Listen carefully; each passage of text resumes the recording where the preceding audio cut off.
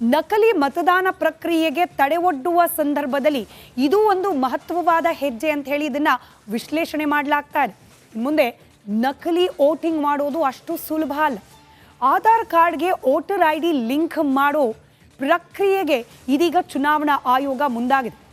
ಇದು ಮೇಲ್ನೋಟಕ್ಕೆ ಕಾಣ್ತಾ ಇರೋ ಕಾರಣ ಆದರೂ ಕೂಡ ಅಸಲಿಗೆ ಈ ಆಧಾರ್ ಹಾಗೆ ವೋಟರ್ ID ಲಿಂಕ್ ಹಿಂದೆ ಬೇರೆಯದ್ದೇ ಆದ ಮತ್ತೊಂದು ಮಹತ್ವವಾದ ಕಾರಣ ಇದ್ದೇ ಇದೆ.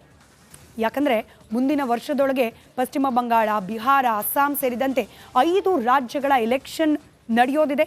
ಈ ಎಲೆಕ್ಷನ್ಗೂ ಹಾಗೆ ಈ ಲಿಂಕ್ ಪ್ರಾಸೆಸ್ಗೂ ಯಾವ ರೀತಿಯಾದ ಸಂಬಂಧ, ಈ ಬಗ್ಗೆ ಒಂದು ರಿಪೋರ್ಟ್ ನಿಮ್ಮ ಮುಂದೆ.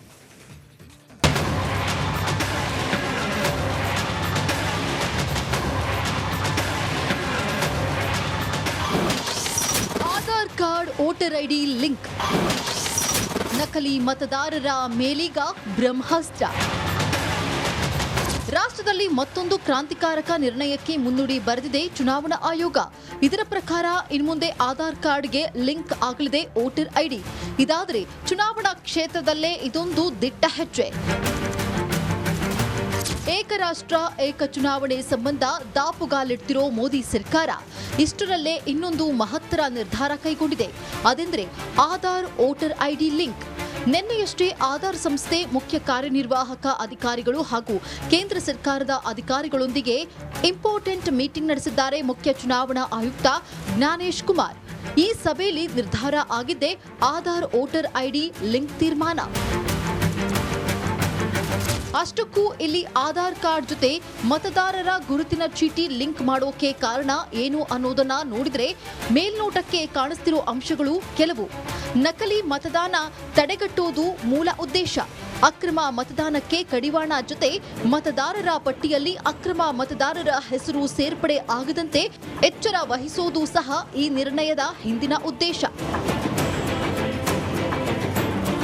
ಹಾಗೆ ಎಷ್ಟೋ ಮತದಾರರು ಹಾಲಿ ತಾವಿರೋ ನಗರಗಳ ಜೊತೆಗೆ ತಮ್ಮ ತವರುಗಳಲ್ಲೂ ಮತದಾನ ಮಾಡೋಕೆ ಅಲ್ಲೂ ಮತದಾರರ ಪಟ್ಟಿಯಲ್ಲಿ ಹೆಸರು ಉಳಿಸಿಕೊಂಡಿರ್ತಾರೆ.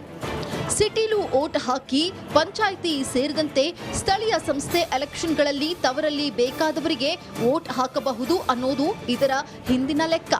ಎರಡೆರಡು ಕಡೆ ವೋಟ್ ಲಿಸ್ಟ್ನಲ್ಲಿ ಹೆಸರು ಇರುವಂತೆ ನೋಡಿಕೊಳ್ತಾರೆ ಹಲವು ಮಂದಿ. ಇದೀಗ ಆಧಾರ್ ವೋಟರ್ ID ಲಿಂಕ್ ಆದ್ರೆ ಇಂತಹ ಅಕ್ರಮಕ್ಕೆ ಬೀಳಲಿದೆ ಬ್ರೇಕ್. ಒಬ್ಬರಿಗೆ ಒಂದೇ ಕಡೆ ವೋಟ್. ಇದೆಲ್ಲದರ ಜೊತೆಗೆ ಇಲ್ಲಿ ಮೋದಿ ಸರ್ಕಾರ ಇಂಥ ಗಟ್ಟಿ ನಿರ್ಧಾರ ಕೈಗೊಳ್ಳೋಕೆ ಇನ್ನೊಂದು ಕಾರಣ ಇದೆ. ಅದೆಂದ್ರೆ ಮುಂಬರೋ ಪಶ್ಚಿಮ ಬಂಗಾಳ, ಅಸ್ಸಾಂ ಹಾಗೂ ಬಿಹಾರ ಎಲೆಕ್ಷನ್. ಈ 3 ಕಡೆ ಅಕ್ರಮ ಬಾಂಗ್ಲಾದೇಶಿ ವಲಸಿಗರದೇ ತಲೆನೋವು.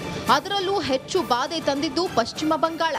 ಬಾಂಗ್ಲಾದೇಶದ ಜೊತೆ 2000ಕ್ಕೂ ಹೆಚ್ಚು ಕಿಲೋಮೀಟರ್ ಗಡಿ ಉಳ್ಳ ಬಂಗಾಳಕ್ಕೆ ನುಸುಳುಕೋರರ ಹಾವಳಿ ಅಧಿಕ. ಬಂಗಾಳ ಸಿಎಂ ಮಮತಾ ಬ್ಯಾನರ್ಜಿ ಓಟಿಗಾಗಿ ಇಂಥ ಅಕ್ರಮ ವಲಸಿಗರ ಹೆಸರನ್ನ ಮತದಾರರ ಪಟ್ಟಿಗೆ ಸೇರಿಸೋಕೆ ಮುಂದಾಗೋ ಬಗ್ಗೆ ಮೊದಲಿನಿಂದಲೂ ಬಿಜೆಪಿ ಆರೋಪ ಮಾಡ್ತಾನೆ ಬಂದಿದೆ. ಇದೀಗ ಎಚ್ಚೆತ್ತ ಮೋದಿ ಸರ್ಕಾರ ಇಂತಹ ಅಕ್ರಮಗಳಿಗೆ ಅಂಕುಶ ಹಾಕೋ ನಿಟ್ಟಿನಲ್ಲಿ ಇಟ್ಟ step Aadhaar voter ID link. Assam ಹಾಗೂ ಬಿಹಾರದ ಕಥೆಯೇನೂ ಭಿನ್ನವಿಲ್ಲ. ಇಲ್ಲಿ ಬಾಂಗ್ಲಾ ವಲಸಿಗರನ್ನ ಮತದಾರರ ಪಟ್ಟಿಯಲ್ಲಿ ಸೇರಿಸೋ ಸಂಚು ನಡೆದಿರೋ ಬಗ್ಗೆ ಕಮಲಕ್ಕೆ ಗುಮಾನಿ. ಹೀಗಾಗಿ ಇದೀಗ ಆಧಾರ್ ಕಾರ್ಡ್ ಲಿಂಕ್ ಕಡ್ಡಾಯ ಅನ್ನೋ ಅಸ್ತ್ರ ಬಿಡೋ ಮುಖಾಂತರ ಈ ನವೆಂಬರ್ನಲ್ಲಿ ಬಿಹಾರ ಎಲೆಕ್ಷನ್ ಹಾಗೂ 2026ರ ಮೇನಲ್ಲಿ ನಡೆಯೋ ಬಂಗಾಳ ಎಲೆಕ್ಷನ್ನಲ್ಲಿ ಬಾಂಗ್ಲಾ ವಲಸಿಗರ ಹೆಸರು ಮತದಾರರ ಪಟ್ಟಿಯಲ್ಲಿ ಇನ್ಕ್ಲೂಡ್ ಆಗದಂತೆ ಇದೀಗ ಬೀಸಿದ ಬಲೆಯೇ ಈ ಆಧಾರ್ ವೋಟರ್ ID ಲಿಂಕ್ ಎಂಬ ಮಾತಿದೆ. ಆದರೂ ಇದರ ಜಾರಿ ಬಳಿಕವೇ ಸ್ಪಷ್ಟನೆ ಸಿಗೋದು.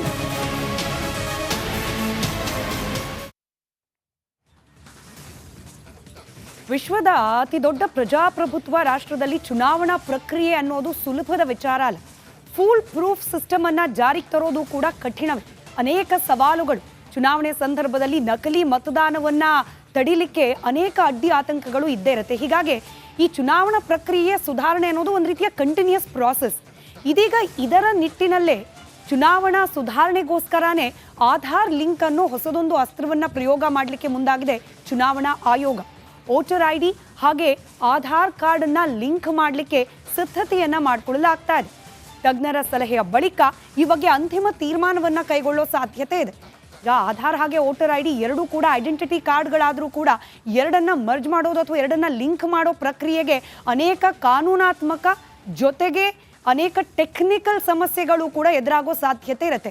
ಹೀಗಾಗಿ ತಜ್ಞರ ಸಲಹೆಯನ್ನು ಪಡೆದು ನಂತರದಲ್ಲಿ ಯಾವ ರೀತಿ ಆಗಬೇಕು ಈ ಪ್ರಕ್ರಿಯೆ, ಲಿಂಕಿಂಗ್ ಪ್ರಾಸೆಸ್ ಯಾವ ರೀತಿಯಾಗಿ ಆಗಬೇಕು, ಕಡ್ಡಾಯನ ಅಥವಾ ಕೆಲ ನಿಬಂಧನೆಗಳನ್ನು ಹೇರಿ ಮಾಡೋದಾ ಅನ್ನೋ ತೀರ್ಮಾನವನ್ನು ಕೈಗೊಳ್ಳೋ ಸಾಧ್ಯತೆ ಇದೆ ಚುನಾವಣಾ ಆಯೋಗ.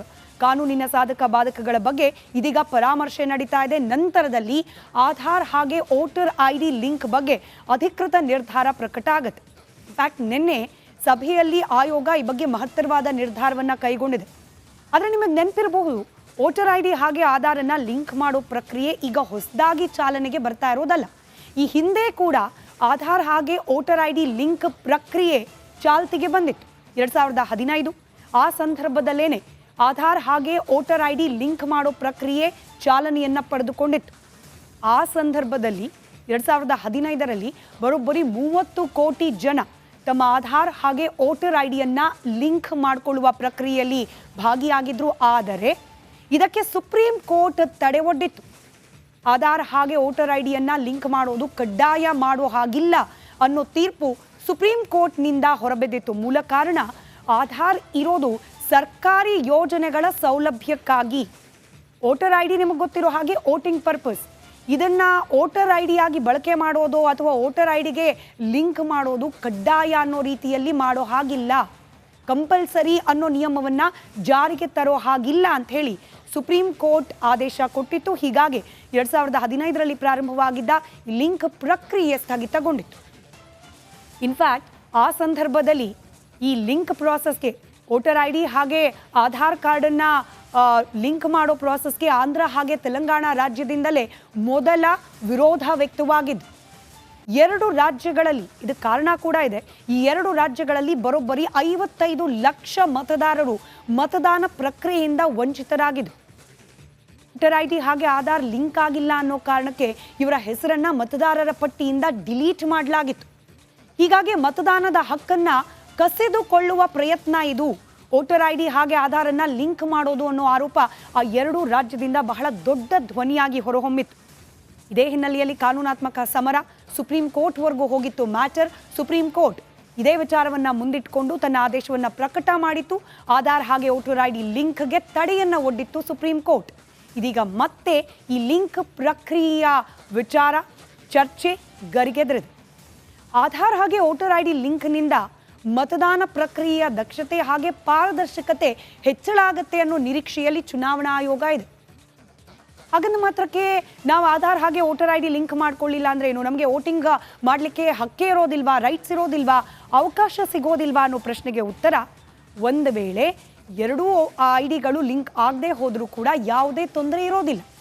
ಆಧಾರ್ ಲಿಂಕ್ ಆಗದೆ ಹೋದರೂ ಕೂಡ ಮತದಾರರಿಗೆ ಈಗೇನು 5 ರಾಜ್ಯಗಳ ಚುನಾವಣೆ ಆಗೋದಿದೆ 1 ವರ್ಷದ ಅವಧಿಯಲ್ಲಿ, ಇಲ್ಲಿನ ಮತದಾರರು ಯಾವುದೇ ಭೀತಿ ಇಲ್ಲದೆ ಮತದಾನ ಪ್ರಕ್ರಿಯೆಯಲ್ಲಿ ಭಾಗಿಯಾಗಬಹುದು.